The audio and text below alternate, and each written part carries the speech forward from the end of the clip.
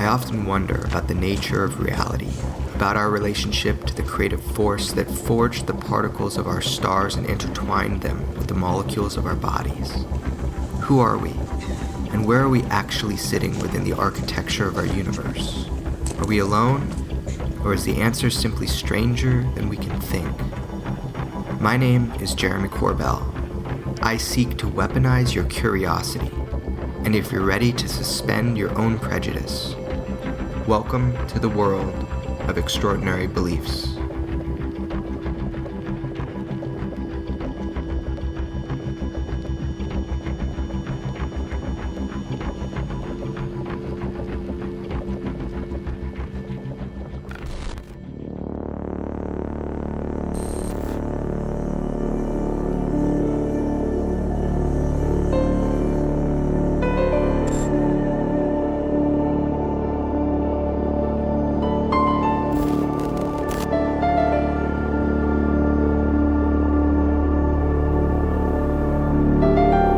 This week, we've heard the contention of UFO researchers that there's a secret government within our government. Well, there's several, actually 9 flying saucers, flying discs that are out there of extraterrestrial origin.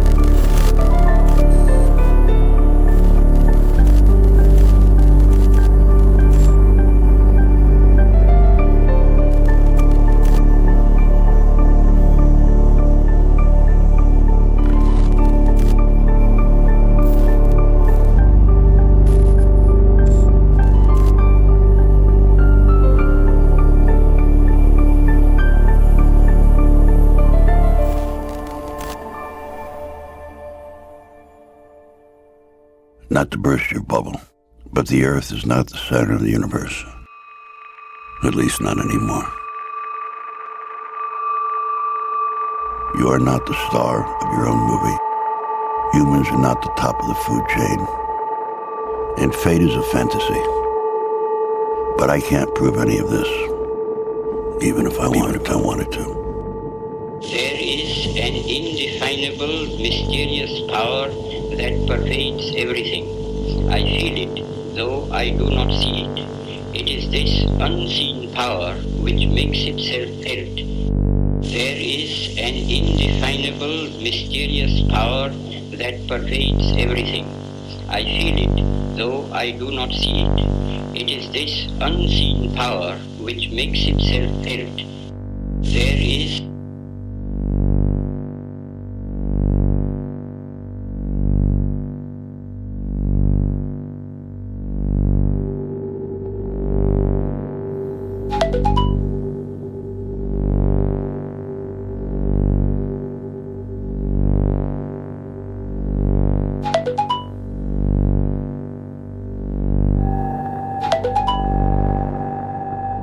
Reality simply isn't what it used to be.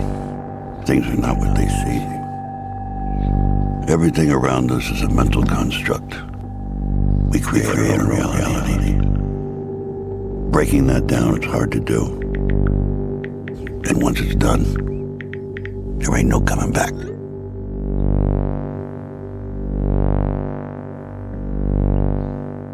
What happens to people when their fundamental beliefs, the bedrock of their understanding, explodes into a million pieces? When something comes careening from out of the blue and it messes with everything we know. How do we react? How do we react?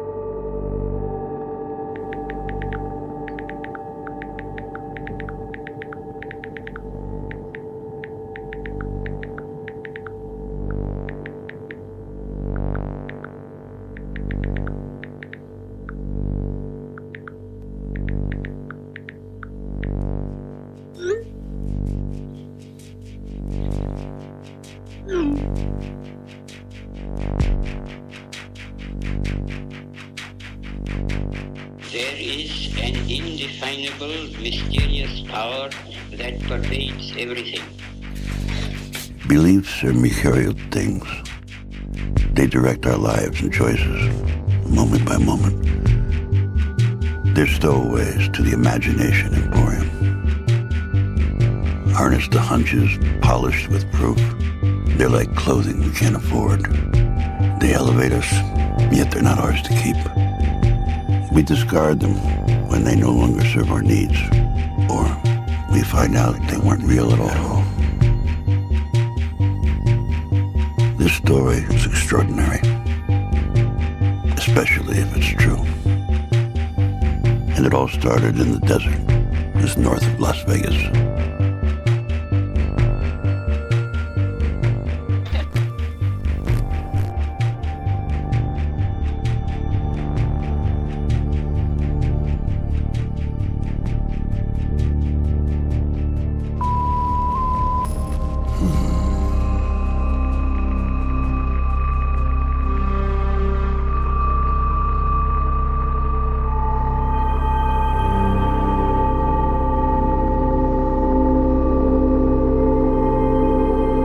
Area 51, one of the most secretive spots on the planet. It's located on the northeast edge of the Nevada test site and is said to be where numerous top-secret weapons systems have been tested over the years.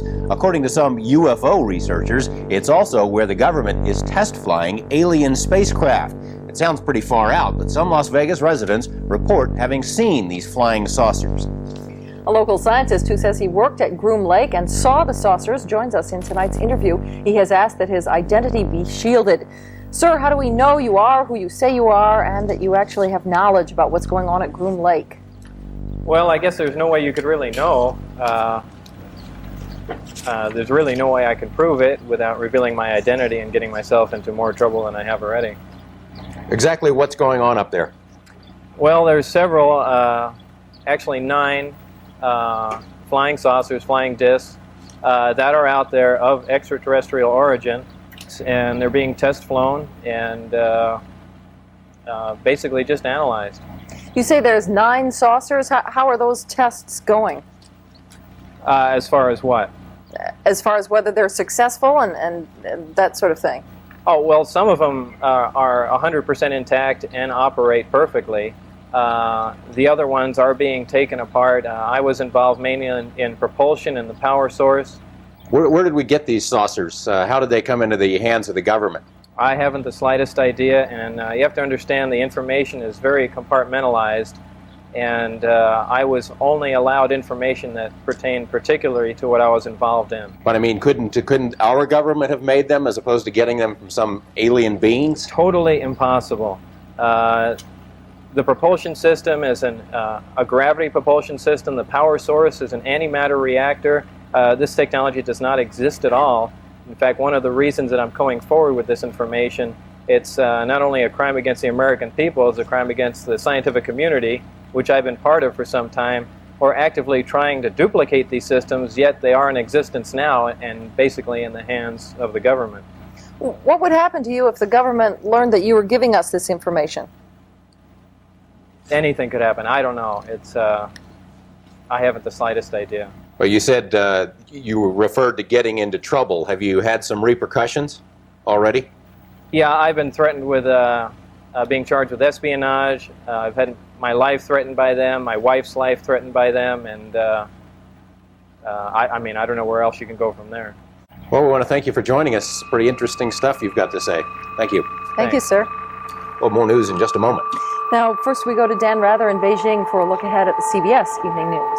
CBS Evening News from China. We'll have extensive coverage of Mikhail Gorbachev.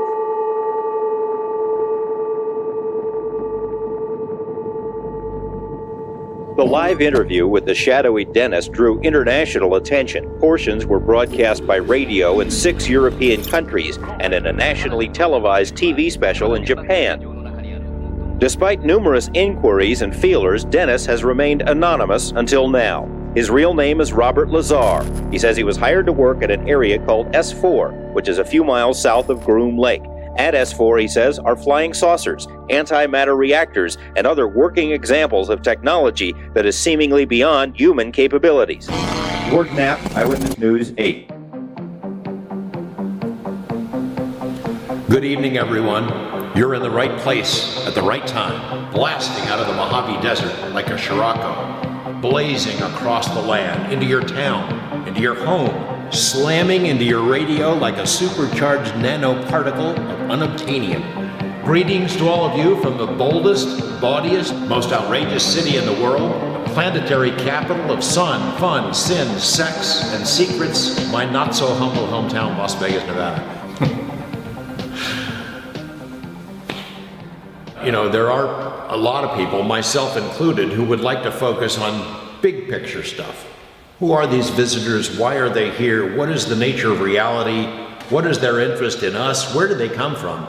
Now, those are the questions that people have been asking about the UFO mystery since the beginning. We're no closer to answering any of them, but Bob got pretty close. Bob got to read these briefing documents that provided those kind of answers.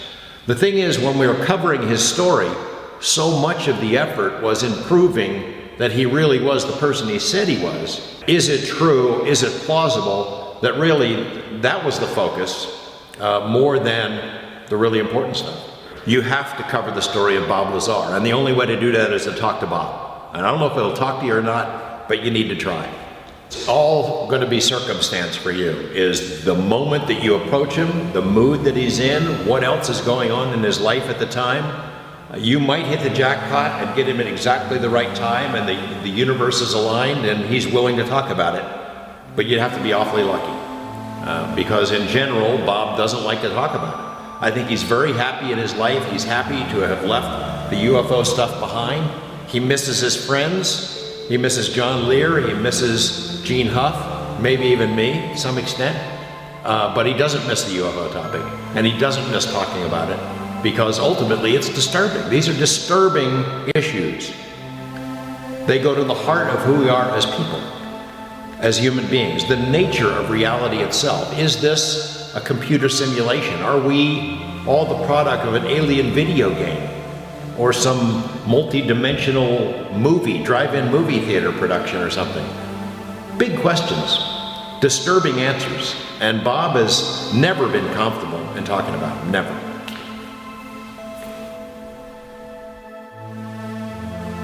He reacted by going into a cocoon in a lot of ways. He didn't like it. He doesn't like the attention. It totally screwed up his life. It's not surprising that even years later, he still is uncomfortable in discussing these things.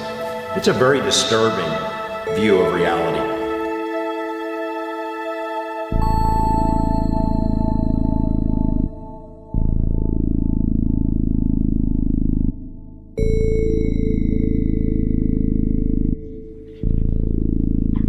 Being a young person's guide to UFOs. So, wow, this looks old, man.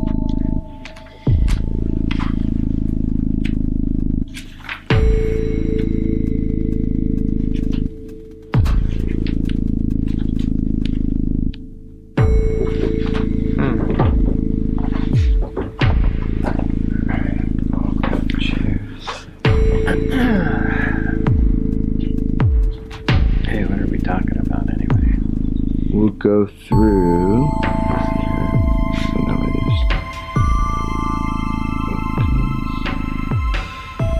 My name's Bob Lazar. I'm known for working at a classified base known as S4 out in the Nevada desert near Area 51. And there we reverse engineered alien spacecraft. And it's changed my life a lot. You know, it's probably changed every aspect of it. Positive or negative?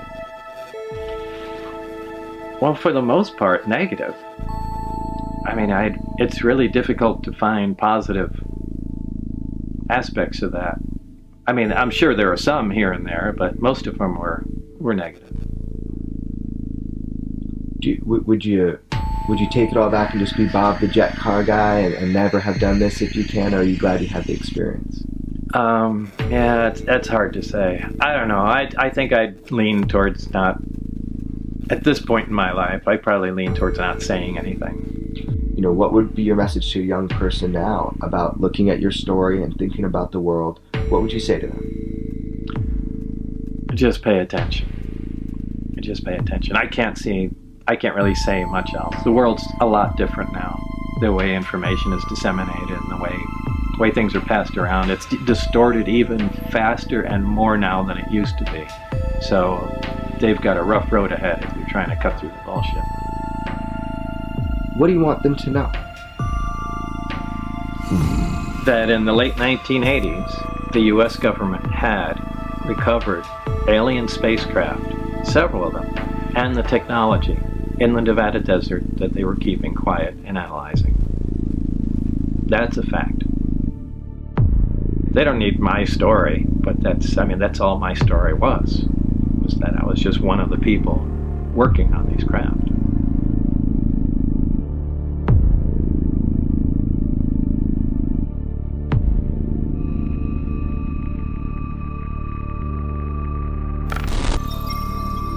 Well, fine, I'll just say everything instead of holding back on anything, and then you can edit it later on. All right. Well, take it from the top then. Okay. Well, go ahead. How you got involved with this program? I had sent resumes to several national labs. I got a response from a couple of them. I went in for an interview. They had a job in mind, and then they continued questioning me mainly on my interests outside of work. They seemed to be really concerned about that. About things like jet cars? Right. What do you do in your spare time? You say you work on little projects. I said, yeah, I have a particle accelerator in my master bedroom and things of that sort. And some time went by and they called me back in. They said there was a senior staff physicist that was leaving this organization, and they basically interviewed me for that job. I was given a lot of briefings to read on, I believe there were 121 different briefings, and they just sat me in a room, and they had while they were going and updating my clearance to a level that they call majestic. You start reading these reports, you see some of them deal with flying saucers. What's your reaction?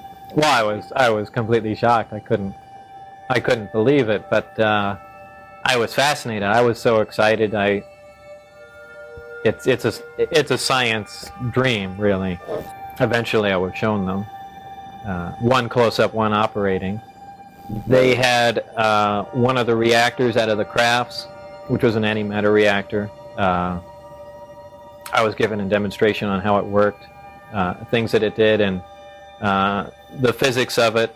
The thing they were most interested in is duplicating the reactors without using this element 115,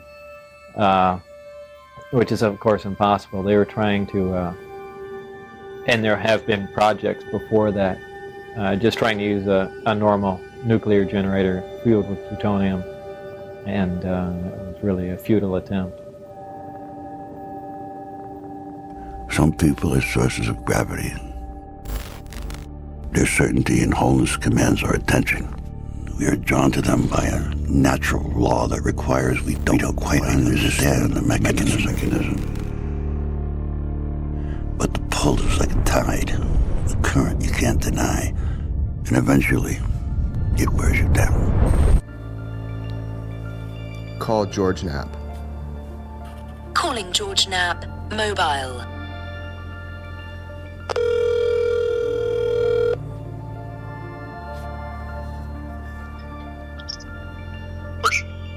Hey, George. Hey, man. What's up, man? How you doing? All right. What's going on? This is now 30 years since you initially broke the story of Bob Lazar. So, I mean, the amount of information is overwhelming, and I just want to go over with you some of the details of the case. Sure. We're talking about UFOs, alien craft, back engineering, and there's Lazar saying he did all that, and from what I understand, it's spread everywhere. Yeah, we had the first interview in May of 1989 with him as Dennis. It's not his real identity, not known, not revealed to the audience. And even that, before we know who Bob Lazar was, that sparked a great deal of interest among the public. I spent the 8 months between May and November trying to verify Bob's background to see if we could solidify the case, to see if we could find out if he was telling the truth. And then the plan was to unleash it in November, which is what we did. It was the highest rated news series we've ever done. It was the highest rated news special that ever aired in Las Vegas. And then it really exploded. It went all over the world. Bootleg copies of the tapes were being sold and shown in movie theaters. You had media interest from all over the world. And I think a lot of it was skeptical at the beginning, which of course it would be. But in the end, every major news organization in the world beat a path to Area 51's door. And tens of thousands of people started showing up out there to see whatever it was that was flying around in the desert. They're still coming all these years later. And I know a lot of my media colleagues have had problems with that story, but they've all covered it, all of them. You put Area 51 on the map. It's now known all over the world. Even though Lazar worked at S4, Area 51 is the term that the public knows. So it was huge. It was huge then, it's huge now. The mountains appear to float on dry lake beds, like spaceships from another world. They seem to ride on a viscous material channeled through empty space by heat that rises and separates. It vitrifies everything it contacts, like a green glass honey. A goddamn psychedelic liquid drowning the emptiness with imagination. This desert is pocked and punctuated by 1,000 gaping holes created in 1,000 atomic blasts that define an era.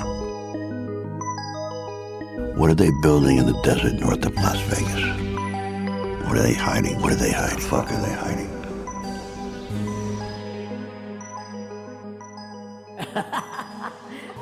Yeah.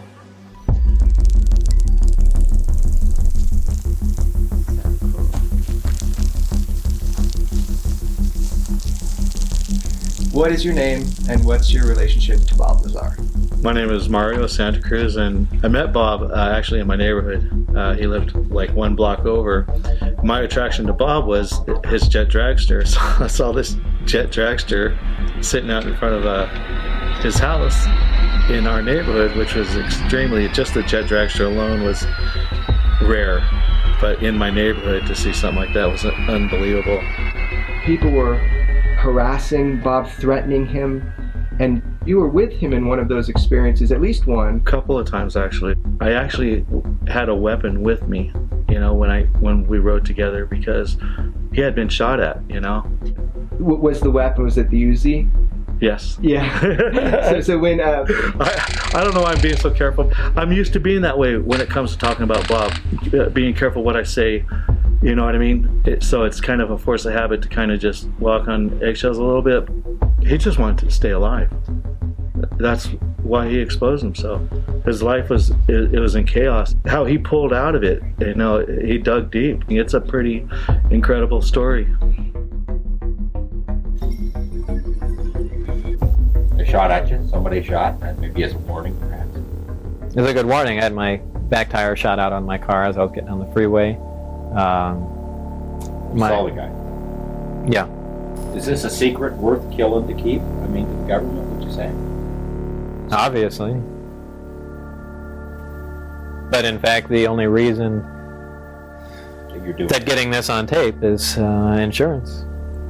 Well, that's one reason. But I mean, also as an American citizen, you're bothered by that this stuff is going on, and yeah, I am, but not enough to have, you know, stood here and have it on the record.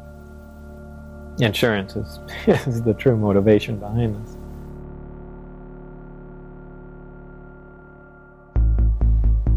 4 months old in our little apartment in Florida, and that's me holding him. Very proud mom holding him. We have a beautiful little place in Florida. Look at that. One Sunday morning, must have been about 6 o'clock in the morning, everyone is sleeping, with this huge bang. Bob had put a jet engine in the bike. At 6 in the morning, he decided to take it out for a trip. What did you guys think when he said, "Mom, Dad, I'm building"? Scared out of my mind. I didn't know what he was going to do next. Was he going to blow up the house, blow up the world? I don't know. It's out there, you know? He's out there.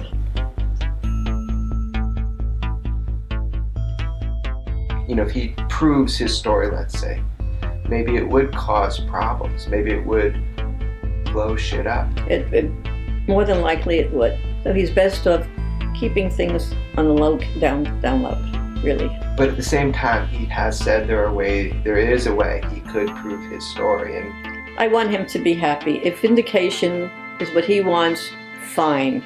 But that's up to him. You believe him or not? It's a fearful thing to think that there's something out there that we don't know anything about. Are they dangerous? Can they hurt us?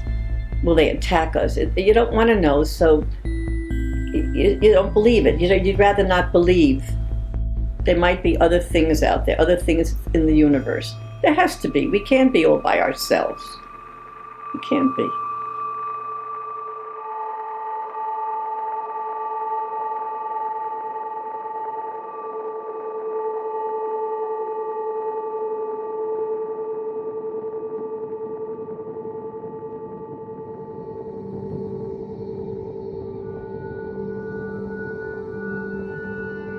My name is Joy, and I am Bob's wife. We've been together, it'll be 17 years. what is it that you think is most misunderstood? That he really is an honest guy. You know, he doesn't make stuff up. I guess it's just so big. So the easier thing to do is to point the finger and say liar. Yeah, that's so sad. That's really sad. That they don't know real Bob.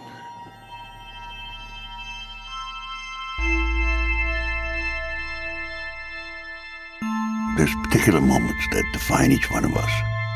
We may not know it at the time, but we learn it later. Every action creates a cascade of reactions. Life is a web of events. Actions overlaid by consequence. And woven across the fabric of time. Future determined by past. Past defined by present. Present experienced throughout the lens of personal history. But for some, it's obvious. You can put your finger on it. That definable, indelible moment when everything changed. I love my job. There's a lot of craftsmanship into the stuff that I do. I really like working with my hands. It's a really unique job. I don't think there's any other job where you get to do this kind of stuff every day. We'll either get a really interesting order coming in, or Bob will get bored and try to come up with a new product, and that's when it gets really fun. So there's another one that he wants to do, like recreate a grand atomic chemistry set, something of that sort, and I think that would be really cool if he ever decides to really hone in on that. This is the Atomic Energy Lab kit. It's something from the 1950s, a toy, like a chemistry set you get for your kid. It was made by Gilbert. Chemistry is today a fascinating adventure for youth of all ages. Gilbert has made this exciting science available in safe and easy-to-understand form, made as completely safe as human ingenuity can devise.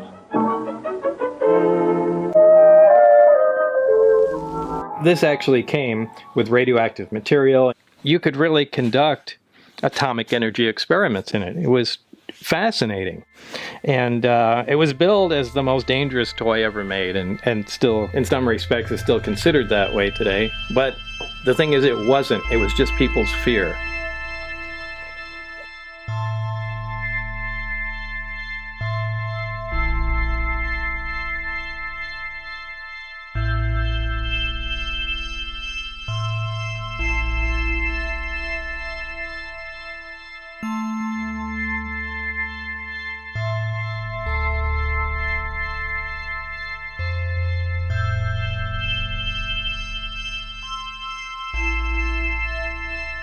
So here I am, and I'm watching you do your work.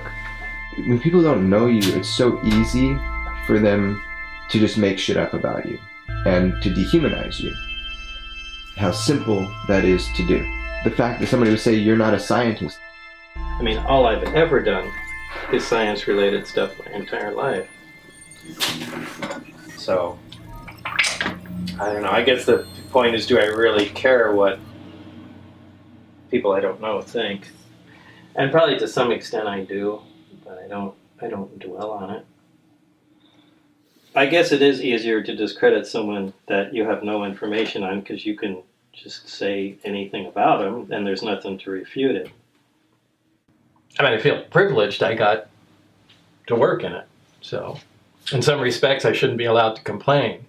I've given the example of transporting a small modern-day portable nuclear reactor back into Victorian times and giving it to the scientists there. Well, back in that time, they didn't even know about radiation. So they'd see a machine making power, kind of like what we're doing, and marvel at it. Wow, it's producing a lot of power. There's no smokestack, there's no coal, there's no fuel. How is this thing working? And they start taking it apart.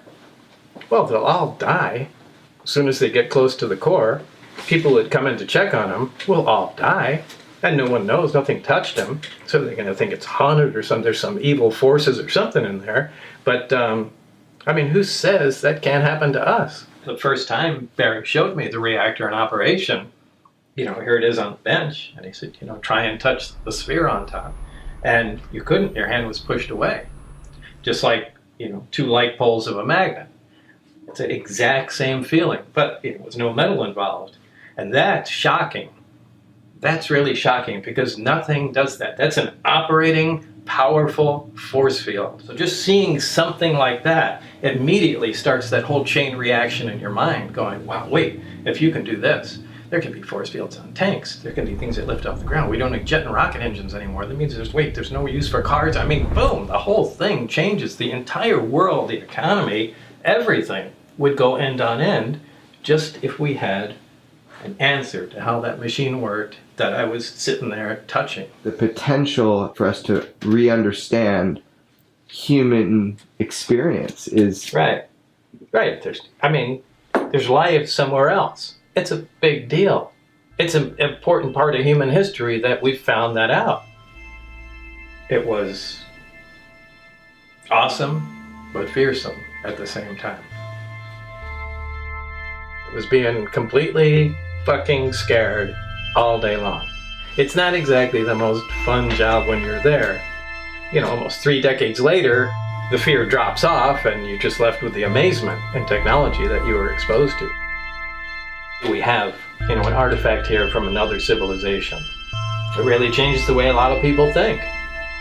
We're all looking for an answer. Having physical proof is an awful big deal.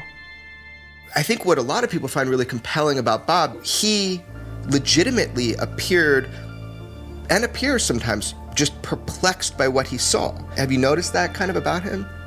Yeah, he was aware that this was weird. He was aware it was weird that they hired him. He's a smart guy and he thinks outside the box. So in a lot of ways, he might have been just exactly what they needed for a program that seemed to be stalled. But he knew that he wasn't their kind of a guy, that they could have had their pick of any scientists in the world, presumably, to work on this.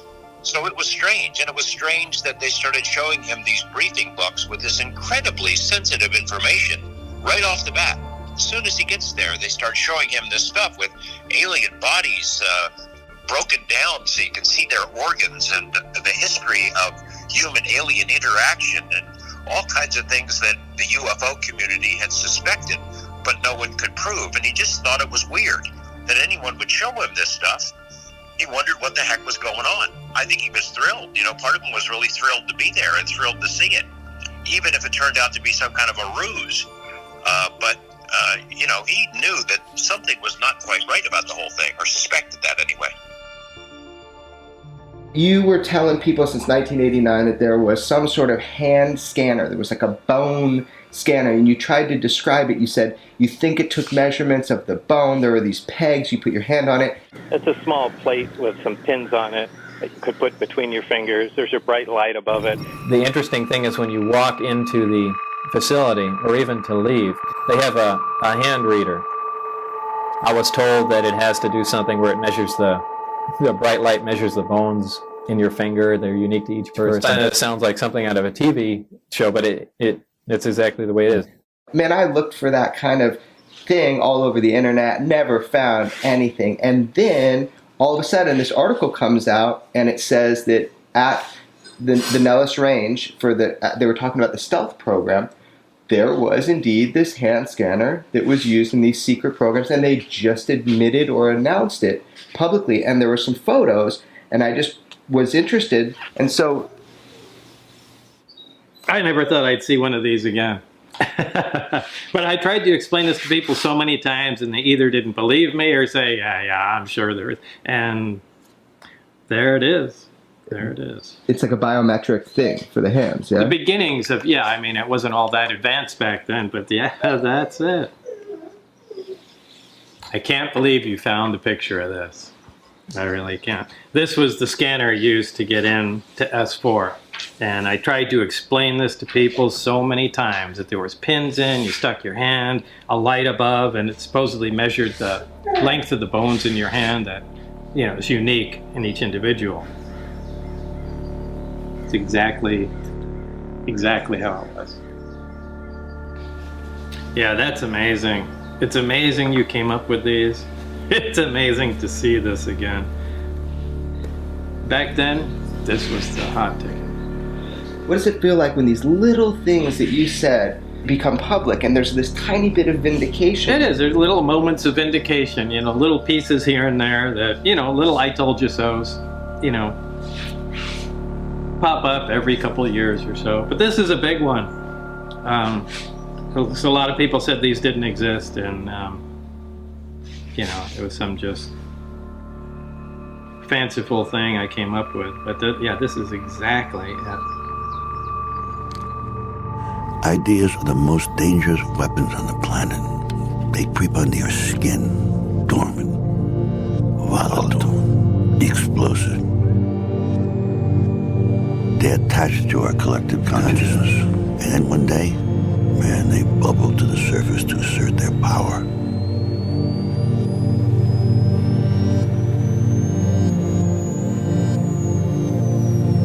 And when detonated, life is never the same again. And we immediately know we're always wrong. We're always fucking wrong.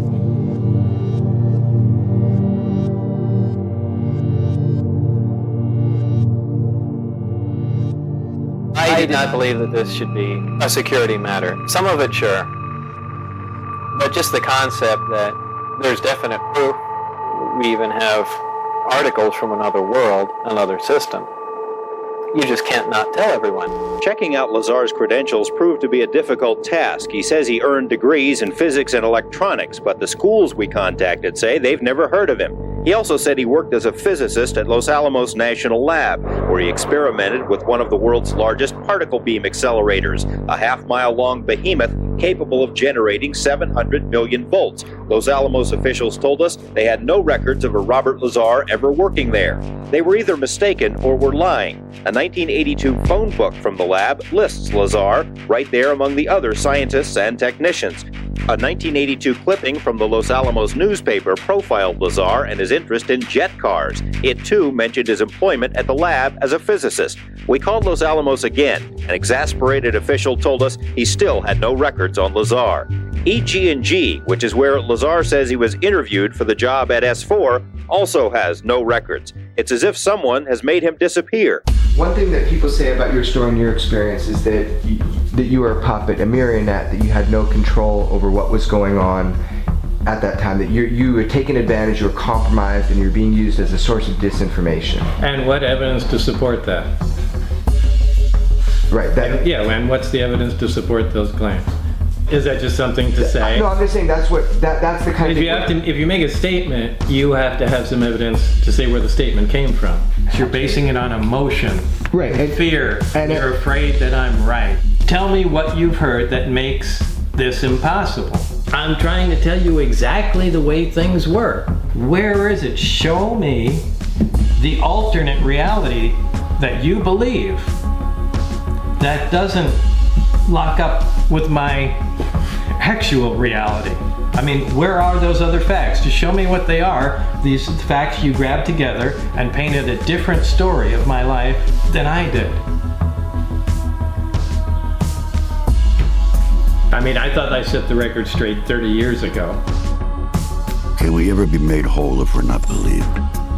If our life story is challenged by consensus, most of us are not forced to answer for our past. We can freely navigate this moment with an reverence for what came before. But some people are placed under a microscope. Their words, their actions, scrutinized and challenged. And then they're told to quiet the lies. How much can a man take before he submits to the weight and consequence of distrust? Does he fade back into the shadows that formed him? Or does he lash out to carve his words into your flesh? To carve his words into your flesh.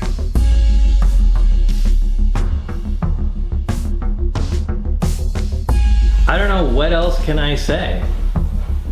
What else can I say? How can I prove anything else? At the worst case scenario, you lied for a girl or you lied to get a job. What does that mean about your story? Do you think Los Alamos just hired me out of high school?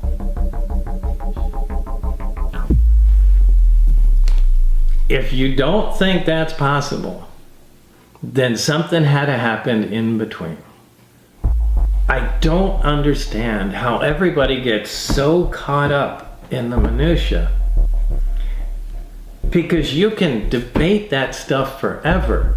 We can go back before MIT and you can start fighting whether or not and where I lived in high school. That is not going to translate into answering the questions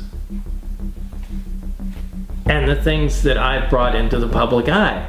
That's the important stuff. It almost seems like this is an intentional distraction. You need to pay attention to the bigger picture. If you really want to research all the other stuff, fine, go ahead and do it.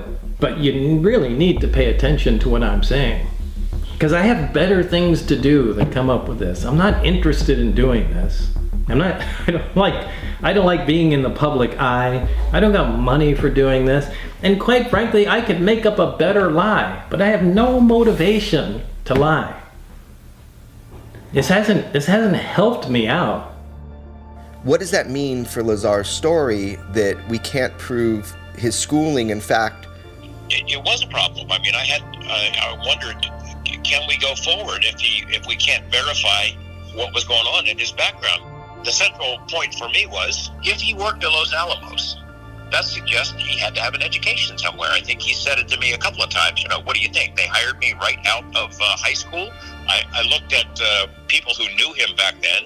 Jim Taliani, for one, who said that, yeah, Bob went to Caltech back then. I dropped him off. I interviewed another person who also knew Bob then and said that he would drop him off at Caltech, would pick him up from the library, that if he wasn't going to school there, he sure was making a good show of it back then. Would it prove his story about working on flying saucers if he could show he had degrees from Caltech and MIT? No, of course not.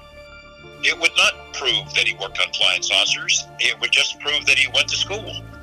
The people who despise him and who doubt the story the most, the debunkers, would find something else to bitch about.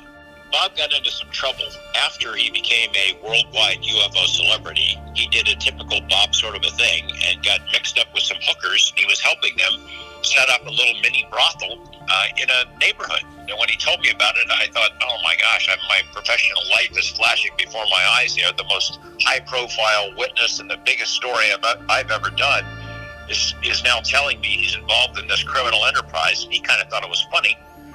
But it wasn't funny to me, so I said, you got to stop this stuff. You got to shut this down. I called the cops. I let some people know, look, he made a mistake. It's being shut down. They raided the place, arrested Bob. And in those days, there weren't many people who were ever prosecuted and arrested for pandering. Lazar was. So, parole and probation. They're doing a background investigation, and they're going to make a recommendation to the court what the sentence should be for his crimes. He tells them the same story, where he went to school, where he worked, S4, MIT, Caltech, all that. And they investigated. They were having the same problems that I was having. They couldn't verify a lot of this stuff. If Bob truly was a UFO con man, that was the time to come clean, because parole and probation was ticked off. They thought he was misleading them. And as a result of that, they were going to recommend, they did recommend that he do hard time, go to prison. He knew it. that was the time for him to come clean, because it was a much better chance that he would not be sent to prison. He didn't. He stuck to his story. He told them the same story that he told me. That went a long way for me in showing that he had been telling the truth, because it was definitely in his own self-interest to fess up at that point, and that's not what he did. He stuck to his guns. Here's the thing. Okay, I can see Bob Lazar pranks the UFO world and the UFO community. I can see him doing something like that. But does he lie to his mom and dad? Does he lie to his wife? Does he lie to all of his close friends and tell them the same story and try to get away with it? You look back on the people who knew him while this was going on, who knew him before he was hired to work out at S4, who knew him during the time he was going back and forth out there, and who stuck by him after this whirlwind of international publicity kind of rained down on his head. Everyone who knew him, everyone who was close to him, supports his story and says he's telling the truth. You saw something up there that you think might have been. I really hate to say stuff that I can't put my hands on and say this is absolutely for sure. Okay, well, what did you say? I walked down the hallway at one time while I was working out there, and there were doors. The doors that go to the hangars, the smaller doors from the corridors, have a 9-inch or 12-inch square window with little wires running through it, just about head level. And as I was walking by, I just glanced in and I noticed, at a quick glance, there were two guys in white lab coats facing me towards the door, and they were looking down and talking to something small with long arms. Now, I was just surprised as I walked by and I only caught a glance, but I don't know what on earth that was. People say you saw an alien. Did you see an alien at S4, Bob? I don't think I saw an alien at S4. We're splitting hairs here. This had to do with a glance through a window that I wasn't supposed to be looking at anyway. And I'm still convinced. I looked in the window, and I think these guys had a doll in a small chair, which was, similar to what was in the craft. And I think they were just looking at dimensions, and they put something in there. And I just took it a glance, and it was just, something tiny sitting in the chair. I don't think there was an alien there posing for them. I think they just had a small character or something, doing measurements or something. Again, we're talking about, like a 400 millisecond glance. So now, how much can you see out of that? I never saw any aliens walking around there. I never heard anybody saying anything about living aliens. So I don't think that was it.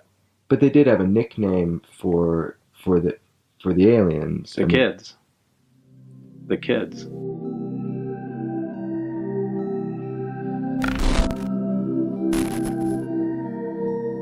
Is someone else here? Maybe visitors interested in us? In our genes? In our souls? Maybe we're property, just a goddamn commodity. We're like livestock. Maybe they'd like our condors and cupcakes, the kimono or the top hat, who the fuck knows. Or maybe every single sighting of things in the sky is a product of our collective consciousness. A false hope that humanity desperately needs intervention by external powers. We've always looked to the skies for answers, instead of looking into ourselves. All right, so at what point, describe the evolution of your knowledge here? I mean, that you realize that this thing that you're working on came out of a flying saucer? Well, of course, I know that technology doesn't exist at all. Why? Well, it doesn't. Take my word for it. It's just technology that doesn't exist yet. I mean, you're talking about that science doesn't even know what gravity is, much less how to produce it or control it. And here is a device that's producing it and controlling it and using it as propulsion. So, you're telling me there's a different physics. That was your job. You were working on that. The science was something we were trying to figure out, but we knew how the devices would operate. For instance, the propulsion of the craft. Everything that we have, whether it's a propeller plane or a jet or a rocket, it throws something out the back, either high-speed exhaust or a large volume of air. It's an action-reaction force. The action is you throw something out the back, and it moves you forward. That's how everything works. This is the first time there's a craft it's a reactionless craft. It's a field propulsion craft. And what it does is it creates a distortion in space and time in front of it, where space actually bends. And my analogy to that has always been, put a bowling ball in the middle of your bed, and then a foot in front of it, take your fist and push down on the mattress. The bowling ball will roll towards it. And that's exactly how the craft works. It creates a distortion right in front of it, and the craft falls forward. So there's a different physics that we're not... Well, the science that explains how the technology works. I mean, it's all encompassed as one thing, alien technology and science. What is the big picture? What is the takeaway of your story after you're gone? You're not a rebel kid with a jet car at Los Alamos today. Today's a different Bob Lazar, right? Right. What have we learned? What's the message of your story? The big thing is the suppression of extremely advanced technology and the suppression of unknown science. That's it. Those two things, to me, is the only thing that's important about what was going on out there. Yeah, there's another civilization, and like I've said before, that's a crime not to tell humanity about that, but that's a separate thing. Meaning that there is something different in science dramatically that we're not allowed to know? Right. Right. That is a true statement. Yeah, that's a true statement. The fact that there is another intelligent, technologically advanced civilization, we have some of their objects. That is really the pinnacle. That there's another civilization in existence that's intelligent that we know about.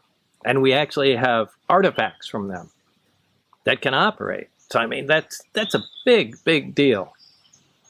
But in my mind, there's a lot to deal with that.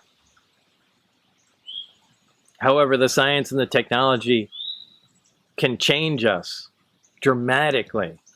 It can change the way the entire world operates, the economy, everything. So those stick out in my mind as being critically important. And we have it. Oh, we have them. You don't have to believe it, but we do. And you've seen it. I've seen it.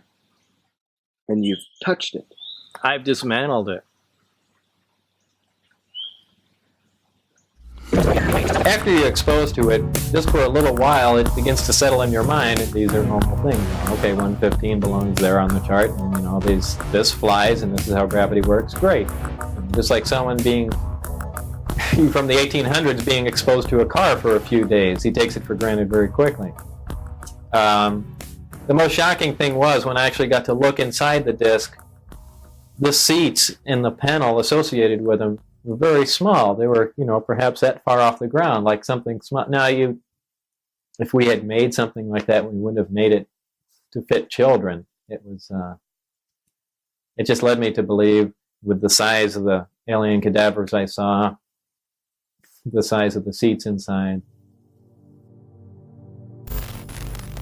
Memory is a mirage and mistress to desire. Shape-shifting and ethereal, she's inherently elusive and malleable. We acknowledge her if it suits our fantasy in the moment. We fear her because she is unpredictable. Can we trust her own memories? What if we can? What if we can? What if we can? Can we return to the scene of the crime to extract hidden details and to see more clearly what we thought we saw? I was told the rhythmic shouting and the constant threats, that's a form of hypnosis. When did this happen? Oh, this happened almost immediately. They started yelling and screaming at you? Yeah. Oh, a fun place to work. Well, no, like I said, it was a terrible atmosphere to work in. But when you weigh that with what you're going to be around, and you basically go through anything. Yell at me, go ahead. When can we get back to the flying saucers? So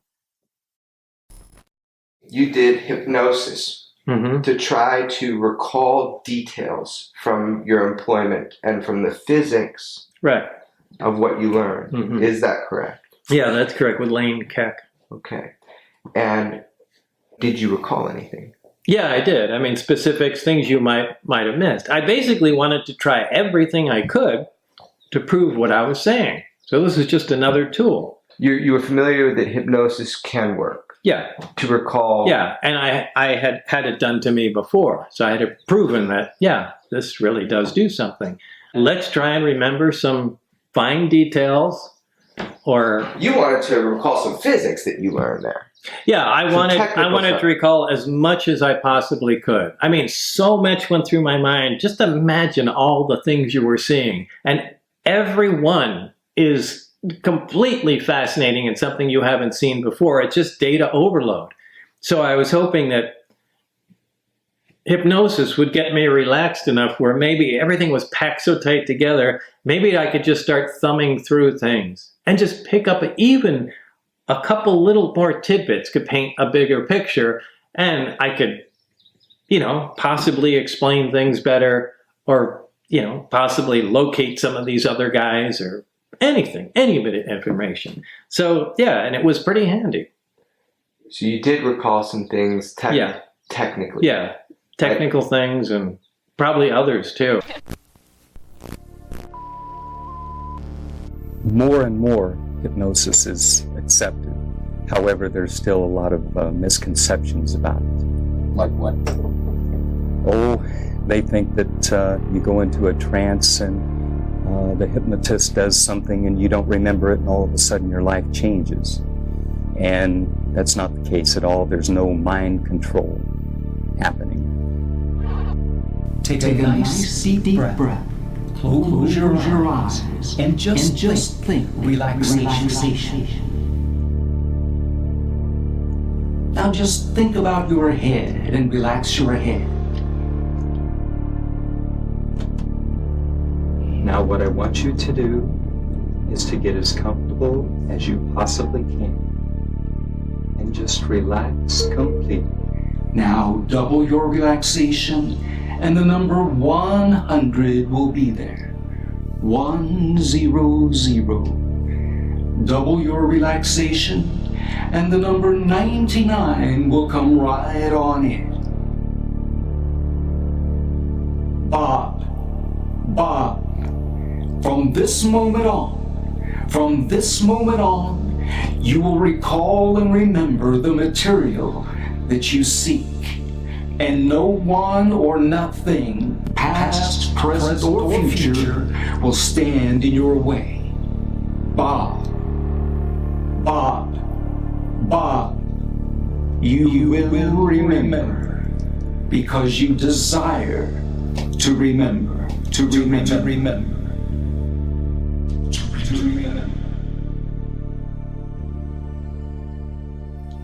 At one point, he was in hypnosis. I think it was drawing a reactor. He was trying to recall what was in the books. He saw it in the book, and then I told him, well, you'll come up and open your eyes and you'll be able to draw. And he did, but it didn't mean anything to him. But it was a drawing that he drew this way. Oh, no way. But it was this way. And so afterwards, he looked at it, and he came back over and sat down here for a while. And, oh, that's because all I had to do is turn it. So that's the superconscious and literal. The subconscious takes things literal. Right, it's like the mind is absorbing all this stuff, and then he discovers what his mind had absorbed. He's remembering. Yeah. I was writing so fast. I can't imagine what you were thinking, too, because you're discovering with them that kind of shock. What's the truth? Hypnosis is the best possible tool of getting to the truth. If a person makes things up normally, they can lie under hypnosis just as easily as out of hypnosis. But if they're really trying to get to and retrieve information, then it's the best tool that I know of. He came in to find out what he didn't know. We were able to go back, overcome the fear, and to bring forth those memories.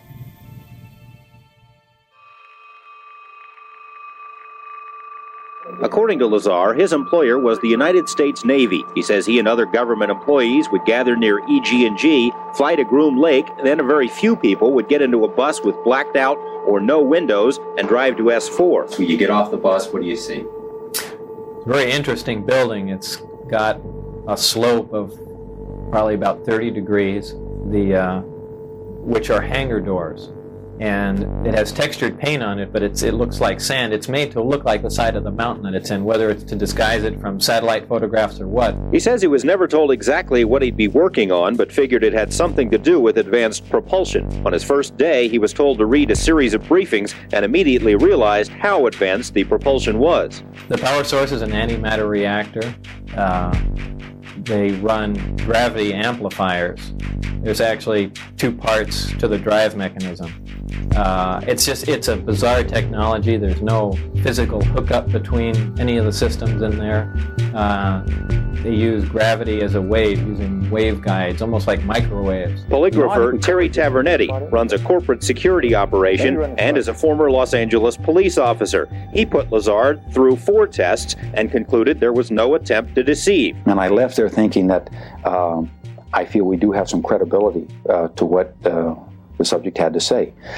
And that's when I went to some of my colleagues. Tavernetti sent the test results to a third polygrapher who agreed the results appeared truthful. Bob has explained to me multiple times he tried everything in his power to prove his story. I wanted to feel better for myself, so I said, hey, would you be willing to undergo a polygraph test? He did not hesitate. He said yes. 4 different tests on 4 different areas of Bob's claims. And he said afterward, there is no attempt to deceive at all. He's telling what he believes to be the truth. I have asked the question many times over the years, how did Bob Lazar know this stuff if he wasn't there? He knew there was a place called S4. I had called Nellis Air Force Base Public Information Office. They confirmed for me there really was a place called S4. Now, there's no news story prior to Bob Lazar about any place called S4. He knew about it. He also knew that EG&G had arranged to hire personnel, that if you were going to get a job out of Groom Lake, EG&G was the company that you would go through. He knew that there had been investigators at his home for the background check. You remember the guy's name. It was an odd name, Mike Thigpen. Now, how did he know? How did he know that Mike Thigpen works for a federal agency that does this stuff? After 30 years, and this guy dodging you, I found Mike Thigpen. I found Thigpen. That's amazing. I couldn't believe it. He's on the East Coast. I called him. I've talked with him multiple times. He won't go on camera because he doesn't want to kind of put a dark shadow upon the work that he did before. But personally, he conveyed to me that that was his job. That was exactly what he did in Las Vegas in 1989. And in fact, he remembers Bob Lazar. The most important thing Bob knew is that they were flying something that looks exactly like a flying saucer over Papoose Lake. And they flew them on Wednesday nights. And he took people out there 3 weeks in a row and showed it to them. And at least once, maybe twice, they recorded it on video. That's real.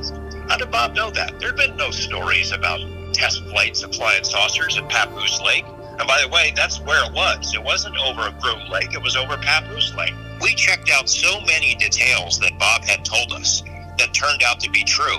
The existence of S4, Element 115 really did become an element years later, that Bob had been consulted by the lab which first synthesized man-made Element 115. There was a whole long string of things that he knew that checked out. These milestones along the way, no matter how much we nitpick it apart, no matter how much people don't want to believe it, the evidence that he's telling the truth outweighs the evidence that he's not. Well, I agree with you. And if I did not believe that, I would not still be working on the story. I would not be publicly defending Bob Lazar.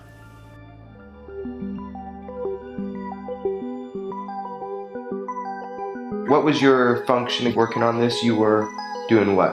What was your job? We were to reverse engineer the power and propulsion system of this craft and see if it can be duplicated with available materials. I just want to go over with you what it is that you saw, to draw it out for people, to make a sketch. As you're seeing it, as if you're there at that moment, kind of go back in the past. It's the thing I termed the sport model. Underneath this floor, there are three large cylindrical devices. These are on mounts that allow them to completely swivel up to 180 degrees and in 360 degree rotation. Directly above each one is a small rectangular object. This is on the floor above. And these are the gravity amplifiers themselves. Looking down from the top, you'd have the center. In the very center, there is a small reactor. Surrounding this, in three equally spaced areas, are the amplifiers. So this is looking at it sideways, this is looking at it down from the top. And under these amplifiers, underneath, on the floor below, are the gravity emitters. So it's the reactor here, powering the gravity amplifiers. Gravity amplifiers output goes into the gravity emitters at the bottom, and the resulting gravity beam or anti-gravity wave can be pretty much put anywhere you want to. There was another level up here. Now I had access and was permitted to view and look at the operation of this main level with the gravity amplifiers and the level below, the gravity emitters. There is a level above which consisted of these two areas that I'm not all that familiar with. I assume these to be some sort of navigational engine. People call these large black rectangular areas on the top portholes. I believe they were some planar sensor array that just took in information from the surrounding area, whether it be patterns of stars or what have you. And there was their version of a computer or something to make determinations here that takes input from those sensors and then let the craft know how to orient itself and where it was in space. So that's what I assumed to be up there. I don't know for a fact. Again, that was not part of my job, and I was only led to believe that. The center antenna is really an extension of the reactor in the center, and that's a waveguide, which allows the emission of the gravity wave, which forms kind of a heart shape over the whole craft. That's how it creates its distortion. These gravity emitters can be swung all the way up to 180 degrees. And this allows the craft to essentially stand on two of them and hover, while this one swings up and creates a distortion in front of it, allowing the craft to slide forward. So that's how their low power mode, Omicron configuration operate. The Delta configuration uses all three, and unlike science fiction movies where you see flying saucers just flying along like that, they actually fly belly first.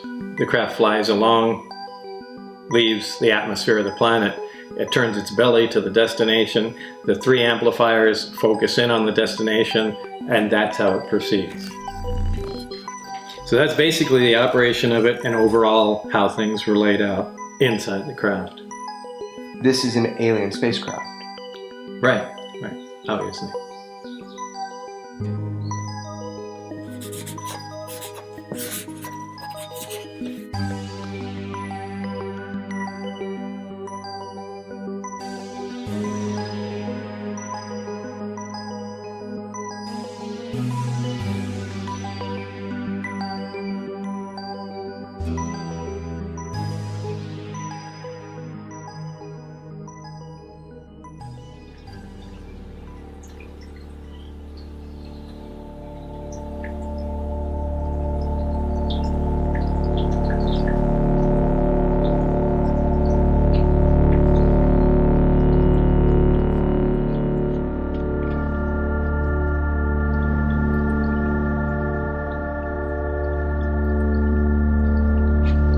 This was The Albuquerque Journal. Is that your particle accelerator you had? Yeah. The guy that promised not to say anything. I won't say anything about the UFOs. The article is titled UFO guy in spotlight. Thanks, dude. Isn't that when, after this came in there, then the fire department, police, the zoning commission, everybody descended on our Yeah, house? I wanted to know. Here's lab supplier in controversy. I don't think it's that. So originally, the thing was supposed to be about what? What did the guy say? The article. The hydrogen car, I think. Well, the was, or raid. business. It was about the raid. This yeah, one? that's why lab supplier in controversy. Oh, okay. Yeah, Okay. the raid in New Mexico. And the guy called. You know, he said, "Hey, I heard about the raid and all that. Can I come and, you know, do that?" And then he says, "Are you Bob Lazar, the guy, Area 51 guy?" I said, "Yeah, but I don't want to get into that. This is something more important." He said, "Oh yeah, we don't even mention it. No problem." Literally, your house was taken over by a SWAT team? Yeah. Yes. Don't just send a letter in the mail or call us. Right. Have the whole SWAT team invite themselves to our home. Hidden things are the most seductive. Secrets reach deep into our desire. They titillate and torment us like a ticking clock or a distant alarm with no origin. They agitate us and force us to react. They endanger our complacency. There is a missing element to your faith, but that's the nature of faith. That there is something out there that offers the promise of salvation. Your call has been forwarded to an automated voice messaging system. At the tone, please record your message. Hey, Jeremy, it's Bob Lazar. Listen, I have something to ask you. Something's really come up that's important. If you would text me and let me know when is a good time to call you. I don't want you to call me. I just need to run something by you. Okay? Thanks. Bye.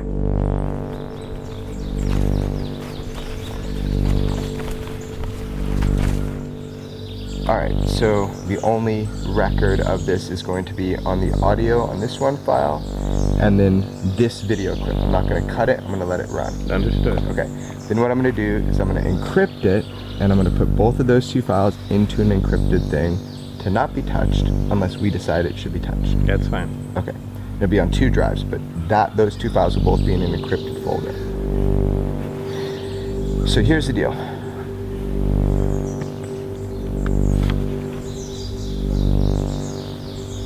Did you ever get a piece of element 115 out of Los Alamos? I don't know how much monitoring they do with me. I'm sure it's virtually none after all this time. Hold on one second. Let me, do you have your phone on you? Yes. Let's, at this point, take our phone. Let me just throw them, let me put them in the ground over there. I'll turn mine off.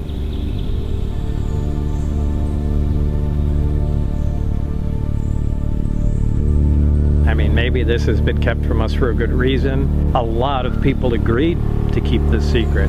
So, first of all, who am I to upset it? And second of all, who am I to outthink these guys? Maybe they went over all these scenarios already and they know how fucked up everything will be. So, there's no guarantee that this revelation is going to make everything great. There's just as much chance it's going to make everything terrible, and I'll be to blame for that.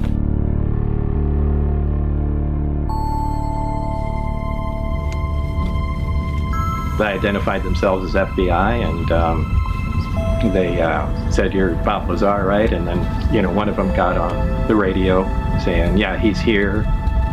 Apparently, they also had my house staked out, and they were deciding whether or not to go there. The conveyor belt of vehicles and agents and police did not stop.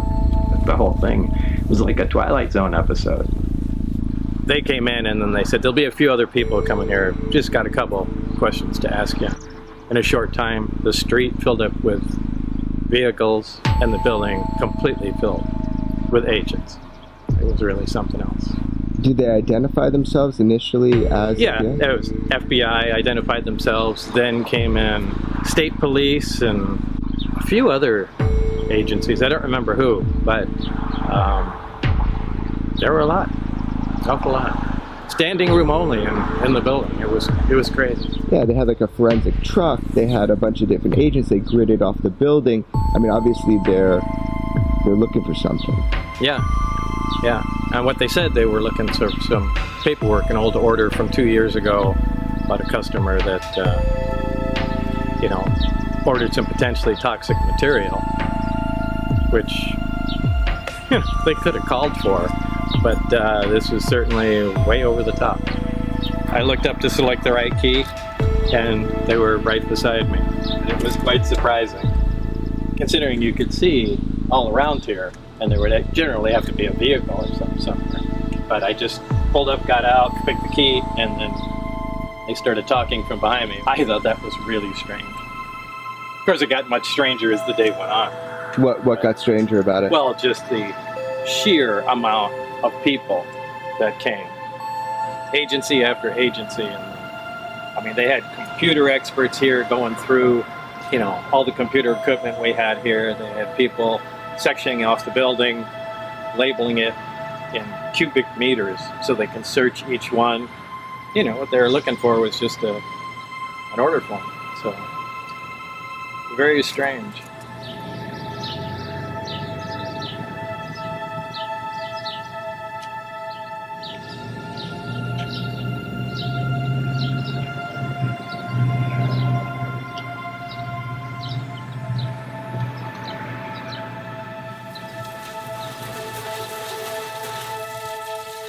You've been raided 2 times? Twice. By more agencies than I can really recall. The FDA, to the NRC, the FBI, but they usually come in mass, and it's hard to pick out who's who. So this is beryllium? Yeah. And what is it used for again? It's used in aerospace. It's very lightweight, quite strong, and high temperature metal. Do you think that you were shaken down? To some degree you're being fucked with? I don't think they're just fucking with me. I'm convinced there's ulterior motives. I firmly suspect that there's a lot more to it than they're saying, that they're looking for something else. What they're supposed to do is tie you up, put you in the middle of the room, have everyone watching you so that you can't, collaborate a story or, try to trick them or whatnot. So they just kept us all in separate rooms. There's bomb squad, computer squad, I think they have like a biological hazard squad, hazmat squad, the full gamut, because they had no idea what we had in our shop or like what we're capable of, or are we going to retaliate or anything like that. So it was pretty much like the full Michigan FBI was here. I mean, they had the van, they had multiple cars lined up, so. I mean, in looking at Bob's life, there's always the suspicion that there's something more going on shaking him down, because he had that experience before. Yeah, so this is the second time that I know of that he's gotten raided. So he's always had like this kind of knowledge that there's somebody watching. No matter what he does, there's always somebody watching you, and it does have to be related to the Area 51 stuff and all that. They kind of put him on a list. I think they do like toying with him and keeping an eye on him, but I don't believe that it's like they're opening up a 30-year-old file and they're like, all right, we're going to crack down on the Bob story. We're going to find out if what he has, what information he's got. I don't think that they're necessarily doing that, but I do think that there's like a culture maybe within these agencies of they know who this guy is, and they'll have, they'll look for any reason that they can to kind of, poke him with some thorns and make sure that he knows, who's watching him. I believe that. It's too coincidental for it all to be just, just some luck of the draw, basically. Like there's something going on. Everybody knows the story is that you got some element 115 out of Los Alamos. That's public knowledge. Something you said a while back. Do you think that what happened had to do with that? We're not going there.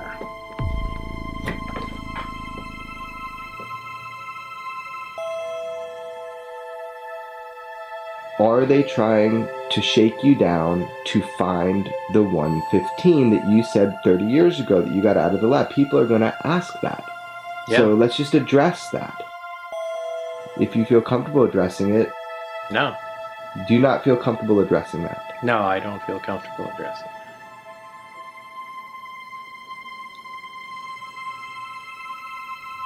You would think after 30 years, who cares what I have to say?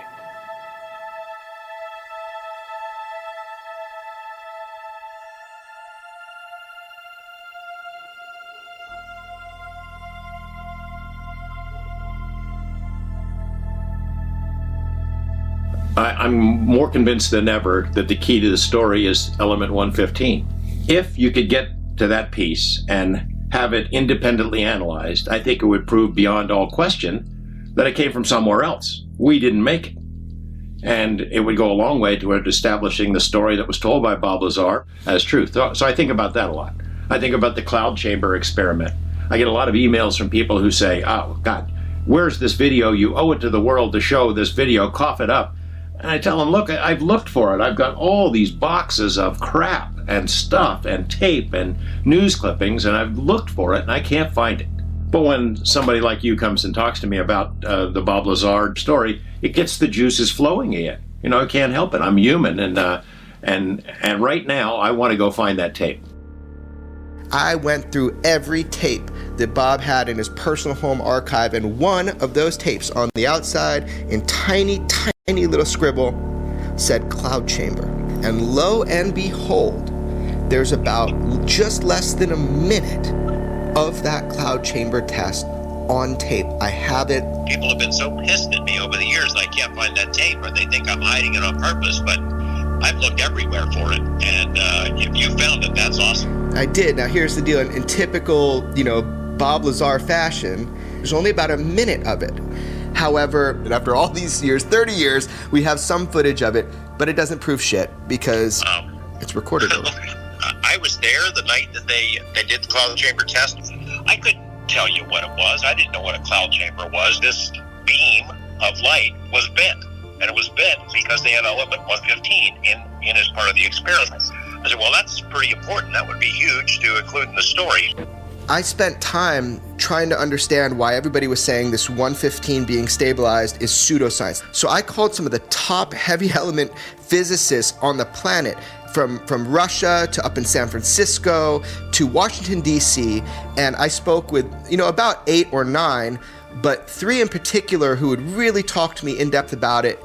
All of them, across the board, said you cannot rule out a stabilized version of element 115. In fact, that we believe it is theorized that it, in the island of stability, that it would and could and probably does exist. So their way of saying it is, we can't rule it out. So all these people saying that is pseudoscience, what Bob said about element 115, I wanted to find out, is it pseudoscience?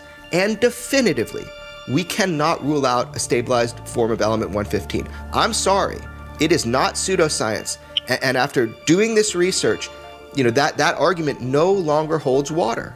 Makes perfect sense that it could be stable, and scientists have said it for a long time. So of course you can't rule it out.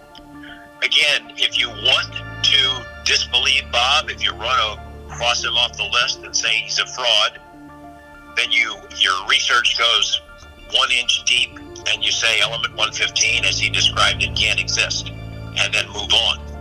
If you want to be honest about it and dig further into it and understand it, then you're going to find out that, in fact, what Bob says does make sense. It can be true.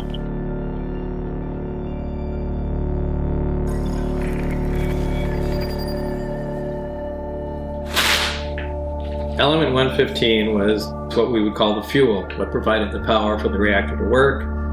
What happens with gravity and 115? Element 115 affects gravity. Element 115 produces its own gravitational energy. It had a very specific manufacturing technique. I don't really know how that information came to be. Its code name was LA 1000. That's what it was referred to, off-site. Its purpose was supposed to be, again, this is just a code and deception, was supposed to be an advanced armor. So it's an unusual material, so now we can take it to a national lab. This is LA-1000 classified material. It's a very advanced armor that takes care of all weird questions. So, you immediately start operating on lies. This fuel is in the form of just a three-dimensional thin triangle, little rounded edges. It's somewhat copper in color, that reddish, brownish. The way this is manufactured is really critical. It's not just cut out of a heavy sheet of material. A cylinder of this material is taken. This is machined into a cone. So this is, the outer part is shaved off using a lathe or something like that until you have a three-dimensional cone. Once you have the cone, it's sliced like this. And these slices become that. Now, even this starting piece, a solid cylinder, is not even a solid cylinder. It consists of many discs stacked up. And these are fused together to produce that. And all of these steps are necessary to produce a successful triangle that brings fuel. So actually, if you were to look at how this came to be, this would actually be pieces of all these discs that were cut at unusual angles. Now, apparently, if you don't do all this, that doesn't work. So, unfortunately, that's the extent of my knowledge on this. This makes no sense anywhere, but that's what it takes for it to operate. Now, with the alien technology that was present in the craft, it takes that basis, that extra gravitational energy in a small reactor, amplifies it through the equipment there, directs it through the waveguides and archways into the emitters, and allows it to propel the craft and manipulate the gravity wave for whatever use they want.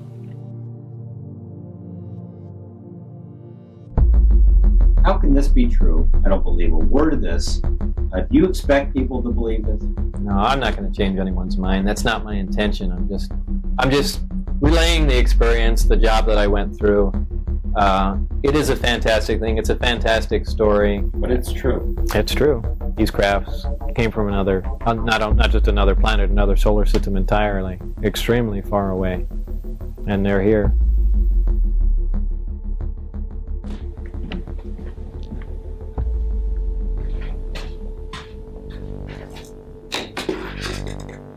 I mean, I've been making fireworks since I was 12, and professional fireworks for at least 20 years. Fireworks are just fun. They're artistic. It's like painting the sky. Controlling a large amount of energy has always been impressive. Since the New York Times story broke, since Lou Elizondo came forward, since those videos went public, the world is now talking about UFOs in a more serious vein. I think that's a good thing, and I think it reflects positively on Bob Lazar's story, and I hope that the world will take another look at it. Thus, the jet bike, the jet car. Yeah, to take, a large amount of energy, which would normally be thought to be out of control, to take that and harness it and have it do what you want has always been impressive to me. The easy way out is to say he's a liar, he's making it up. It's hard to go ahead and accept the possibility that he's telling the truth. But if I did not believe it, if I thought for a moment that he was lying about it, I'd be done with it. I wouldn't still be supporting it 30 years later. Your life has been under a microscope every word you've said for 30 years recorded has been under a microscope, and that's affected you. Yeah, of course it has. It affects anybody. How has it affected you? In the way I talk and how much I do. I'd rather not, in a public forum, I'd rather just not say anything. Why do you think people are so obsessed with every word that you say about your experiences, working They're just looking for a way to look for an inaccuracy and to be able to discount the whole thing. Oh, he said this one time and said it slightly different this time. Obviously he's making it up. No, that's just the first word that entered my mind. I don't put that much thought into it when I'm saying it. Look, as much as a lot of people hate it, this stuff really happened. I mean, if it bothers you, that's too bad. I think that's just hard for people to accept. I mean, so... Yeah, it would be... Look, I fully understand. I would feel the same way. I'm not sure I would believe my story. Boy, there's not enough evidence, but I couldn't discount it either. The fact is, the people that know him best believe him the most. I hope that one thing that comes across in your film is the real Bob. Once you get to know him, it becomes much more plausible as a story. He's not lying to his mom and his wife and all his friends. He's not lying to the UFO world either. You saw alien ships. Yeah. You worked on a gravity wave amplification system trying to figure it out. Right, a propulsion system and a power source that's completely unknown to mankind. And there's no way human beings could have made it. There's no way human beings could have made it, under any circumstances, in any country, anywhere, period. And for 30 years, you are telling us the truth. You bet. This shit happened. You got it. The fact is that raid that happened in Michigan, that's a very dramatic and very important development. They weren't there looking for records about some customer he had a couple of years ago. They were looking for 115. When you bring 24 agents and investigators and crime lab analysis, and you can bring people to duplicate the whole computers and all that stuff, they're looking for something else. Sure as hell are not looking for a minor receipt. People may not believe that 115 is real, but somebody does, because that's what they came to look for. If you want to cross it off and you don't want to believe it, fine. I don't care anymore whether people believe it or not. But Bob's telling the truth. And once you realize that, it changes everything for you. It changed everything for me.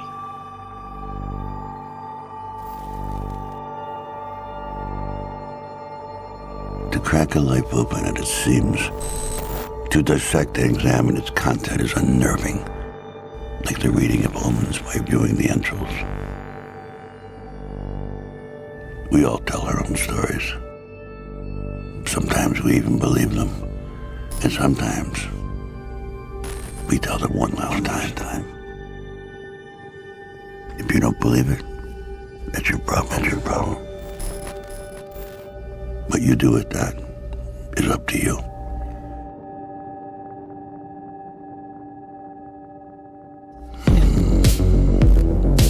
Well, I am telling the truth. I've tried to prove that what's going on up there could be the most important event in history. You're talking about contact, physical contact and proof from another system, another planet, another intelligence. That's got to be the biggest event in history, period. And it's real. And it's real and it's there. And I had an extremely small part in it, but I'm convinced that what I saw is absolute proof of that. There is no way we could have created those systems. There's no way we could have made the discs, the power supplies, anything to go with them. Lazar says he has no intention of going on any UFO lecture circuit. He's not looking to do any additional interviews. In fact, he wasn't too crazy about doing this one. He did it after certain unfavorable things started happening in his life, and he did it because he feels that whoever is running the show up at S4 is perpetrating a fraud on the American people and on the scientific community. We intend to have much more about this story, about the operation up there, on Monday and beyond. This is by no means the end of this series of reports. In fact, on Monday, including in our story there, support testimony from other people who say they have knowledge of the flying discs at the test site, and information from people who know Lazar very well and insist his story is true. If indeed they have these flying saucers, George, it seems like it'd be really hard to keep it so secret. Well, yeah, it would seem that way, except for as Lazar asked his superiors up there, they say it's the easiest secret in the world to keep. It's leaked out many times before and nobody believes it. What's the Navy saying about all of this? Well, of course, the Navy is supposed to have been his employer, and we have put some fairly pointed questions to them. Of course, number one, it may not be the Navy at all. Information is so compartmentalized up there, no one is exactly sure who is in charge. We have put the questions to several Navy departments. The answers thus far have been unsatisfactory. We've applied for more information through the Freedom of Information Act, and that information will be revealed on Monday as well. You believe his story, don't you? Yeah, I do. Yeah, I've got to know him pretty well over the last couple of months, and I believe he's telling the truth. Fascinating stuff. Thanks, George.